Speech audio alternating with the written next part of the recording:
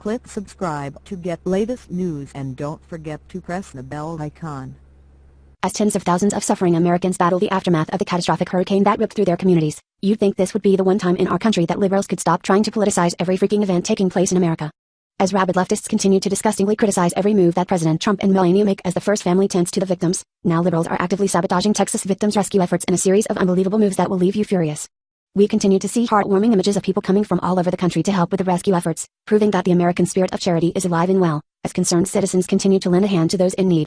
But several liberal groups weren't having it. The first nasty incident began as Trump and Melania arrived Tuesday to visit Corpus Christi and Austin, providing comfort and aid to suffering residents following the disaster.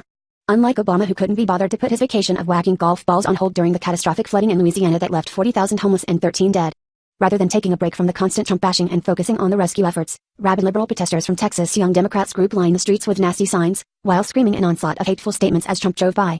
They mocked Trump's comment when he wished Texans good luck, conveniently leaving out the rest of his sentence when he told the local communities to stay safe. Other rabid liberals drove for miles to show up to troll the president with giant Trump bananas, spending money on outlandish items to mock Trump rather than putting their money to good use with items like food and water for the suffering community.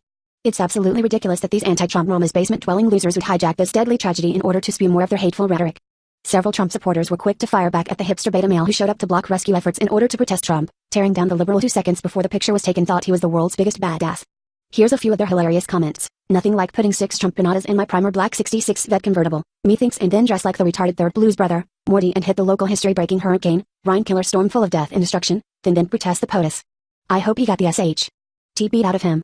Aside from his obvious but third election loser dipshitry, if that is a 66 fit and this sniveling little pajama boy did that to it, well then he's definitely the one who needs to be hung in the air and pummeled like a piñata.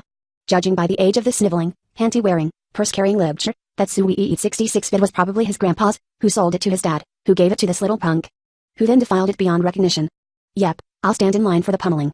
As liberals try to spin another ridiculous narrative against Trump attempting to portray him as an uncaring a-hole, the governor of Texas, Greg Abbott, is meanwhile giving incredible praise to Trump's response to the crisis, saying that the president had been extremely professional and very helpful. Abbott stated, he called and said, "Governor, whatever you need, you've got." This is the quickest turnaround I've ever seen from the time a governor made a disaster declaration to getting that granted. The president's speedy response triggered all the resources of FEMA to help Texas, which has made a huge difference, the governor explained. I give FEMA a grade of A+ all the way from the president down, Abbott concluded. We finally have a first family in the White House who genuinely cares about the American people, where their love for our country is on constant display.